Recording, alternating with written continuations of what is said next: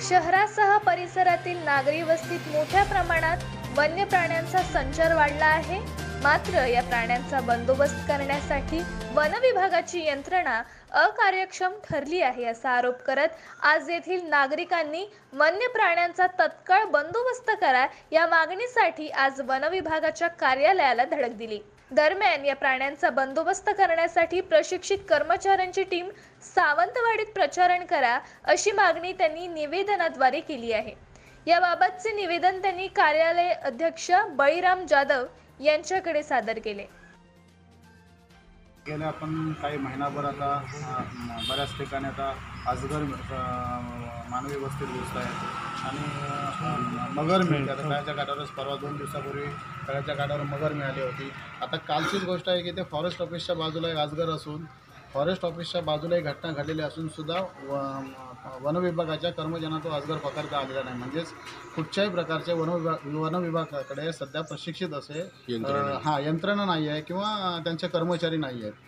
आणि हेच त्यांना आम्हाला या आज निवेदनाद्वारे निदर्शनास आणून द्यायचं होतं की आता हे वारंवार असे प्रकार घडत आहेत की बाबा एक नागरी वस्तीत आता वन्य प्राण्यांचं जे आहे ते मुक्तपणे असं संचार वाढलेला आहे। त्याच्यामुळे जनजीवन असं भयभीत झालेलं आहे, नागरिकांच्या मनामध्ये भीतीचं वातावरण निर्माण झालेलं आहे। आणि याच्यावर उपाययोजना म्हणून वन विभागाने एक त्यांची जी प्रशिक्षित अशी टीम तयार करून यापासून नागरिकांना भयमुक्त करावे हीच आमची निवेदनाद्वारे मागणी आहे। आज आम्हाला वन अधिकारी मिळालेले नाहीत, एक प्रशिक्षणासाठी ते गेलेले आहेत। पण या संदर्भात आम्ही त्यांच्याकडे जो आता प्रभारी आहे त्यांच्याकडे आम्ही एक निवेदन दिलेलं आहे आणि याबाबतीत चर्चा करण्यासाठी त्यांनी आम्हाला सोमवारी परत पाचारण केलेलं आहे, बोलवलेलं आहे आणि त्याच्यावर आपण काय तो एक तोडगा काढू। आता आमचं त्यांच्याबरोबर फोनद्वारे बोलणं झालेलं आहे आणि त्याने आम्हाला सोमवारी सगळ्यांना परत बोलवलेलं आहे। सिंधुदुर्ग जिल्ह्यामध्ये आणि विशेषतः सावंतवाडी दोडामार्ग तालुक्यात गेले कित्येक वर्ष वन्य प्राण्यांचा जो त्रास होतो या त्रासाबाबत जेव्हा आपण चर्चा करतो त्यावेळी हा विषय फक्त चर्चा करून सोडून दिला जातो। उदाहरणार्थ सांगायचं झाल्यास माकडांच्या झुंडीच्या झुंडी ह्या ग्रामीण भागात आणि शहरी भागातही अगदी हैदोस घालत आहेत।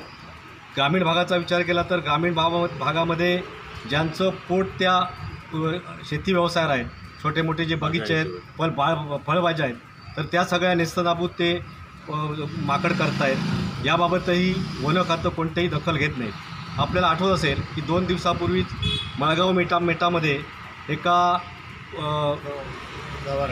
वाहन चालकाला गवारड्याने ठोकरलं, त्याच्या वाहनाचं फार मोठ्या प्रमाणात नुकसान झालं। आज परिस्थिती अशी आहे की ही सगळी हिंस्र प्राणी, जनावरं, वन्य प्राणी हे वाड्यात वस्तीमध्ये घुसत आहेत। त्यामुळे सगळे नागरिक, ग्रामस्थ भयभीत झालेले आहेत। वास्तविक पाहता या सगळ्या विषयाचं गांभीर्य ओळखून आणि हा गेले कित्येक वर्ष चाललेला विषय हे वन खात्याला आणि शासनाला माहीत असल्यामुळे शासनाने या विषयावर उपाययोजना करायला पाहिजे। त्यांच्याकडे एक स्पेशल टास्क फोर्स असतो की तो या विषयासाठीच असतो की अशा विषयामध्ये प्रतिबंध करायचा असेल। कायद्याची जेव्हा आपण दुसरी बाजू बघतो त्यावेळी असं असतं की वन्य प्राणी संरक्षण कायदा हा असा कायदा आहे की त्या वन्य प्राण्याचं जर तुमच्यावर त्यांनी हल्ला केला आणि जर तुम्ही त्याला मारलं तर तुमच्यावर हल्ला करून तुम्ही किती जखमी झालात हा विषय न बघता ती वन्य संरक्षण कायद्याची जी कलमं आहेत ती कलमं लावून कायदेशीररित्या तुम्हाला त्रास दिला जातो। वास्तविक ही जबाबदारी वन खात्याची आहे। त्यामुळे वन खात्याने ह्या विषयावर गांभीर्याने विचार केला पाहिजे आणि त्याप्रमाणे कृती केली पाहिजे।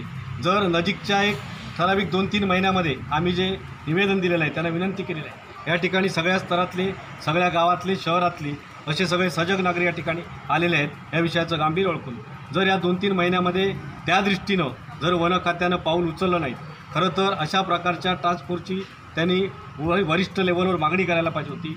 प्रशिक्षित स्टाफ त्याला लागतो, तो जर प्रशिक्षित स्टाफ असेल तर ह्या ज्या घटना घडतात त्या कमी होतील। आणि महत्त्वाची गोष्ट म्हणजे जे ग्रामीण भागातील ग्रामस्थ असतील, शहरातील नागरिक असतील, या सगळ्या विषयामुळे भयभीत झालेत, त्यांना थोडासा दिलासा मिळेल आणि ते देण्याचं काम ते करतील अशा प्रकारचा आम्हाला विश्वास वाटतो। धन्यवाद। तुम्ही म्हटलं तसं वन्य विभागाची ती एक टीम कार्यान्वित करावी लागते, मात्र सावंतवाडी वन विभागाकडे ती टीम नाही आहे। बागेत आम्ही त्याबद्दल त्यांना विचारलं असता येत्या 2 महिन्यात ही टीम सावंतवाडी वन विभागामध्ये दाखल होणार, म्हणजे जी टीम वन्य प्राण्यांना पकडणारी जी टीम आहे ती 2 महिन्यानंतर दाखल होणार आहे का? आपल्या महाराष्ट्रातल्या चंद्रपूर, भंडारा अशा प्रकारचे जे मोठे जिल्हे आहेत जिथे वनसंपदा मोठ्या प्रमाणात आहे त्या ठिकाणी अशा प्रकारच्या टीम कार्यरत आहेत। महत्त्वाची गोष्ट काही अशी आहे की इथं आपल्या जिल्ह्यात साधारणतः माझ्या माहितीप्रमाणे 8 ते 10 वर्षापूर्वी हत्तीचा त्रास सुरू झालेला आहे. त्यामुळे हे प्रकार वारंवार सुरू होत आहेत.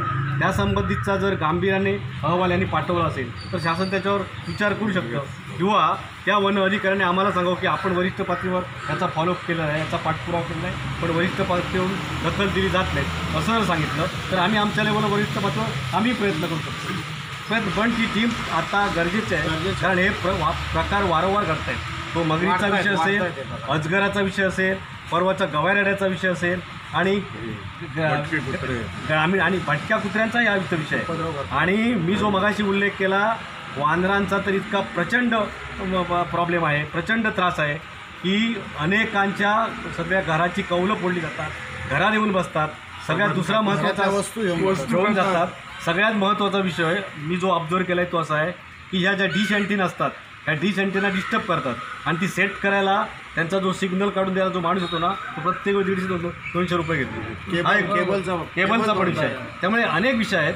त्या विषयाकडे वन खात्याची जी जबाबदारी आहे, वन खात्याकडून आमच्या ज्या अपेक्षा आहेत त्या अवास्तव अपेक्षा नाहीत, ती त्यांची जबाबदारी आहे. ती जबाबदारी वन खात्याने जर पाळली तर निश्चितपणे याच्यातून मार्ग निघू शकतो. आणि महत्त्वाची गोष्ट अशी आहे की वन खात्याला जर त्या भागात काही जर मदत हवी असेल तर तिथले ग्रामस्थ मदत करायला तयार आहेत, कारण सगळा भाग माहीत नसतो, कुठं काढतात, कुठची संपदा आहेत, कुठं वन्य प्राणी आहेत, याची माहिती तिथले ग्रामस्थ द्यायला तयार आहेत, मदत करत आहेत. पण वन खात्याने कुठेतरी एक पाऊल पुढं टाकणं गरजेचं आहे, आणि ते त्यांनी टाकावं अशी आमची विनंती. आणि प्राणीमित्र आहेत ना आपल्याकडे, त्या प्राणीमित्रांना सुद्धा त्यांनी आपल्या टीममध्ये सहभागी करून घ्यावं ही आमची एक अपेक्षा आहे. आणि ह्याचा जो आता परशेकर साहेबांनी सांगितल्याप्रमाणे मुद्दा म्हणजे आता जे माकडांची जी टीम येते ना त्याचा तर इतका मनस्ताप सध्या नागरिकांना सहन करावा लागतो की जे छपऱ्याचं नुकसान करतात त्याचे आर्थिक भूर्दंड बिचार जनतेला सोसावा लागतो. याचा कुठेतरी वन विभागाने विचार करून याच्यावर कारवाई करावी. हे जे तरी नागरिकांची जी मोठ्या प्रमाणात जे माकडांची समस्या आहेत वन विभागाने जरा प्राथमिक स्वरूपात सोडवावी हीच आमची त्यांना विनंती आहे. धन्यवाद.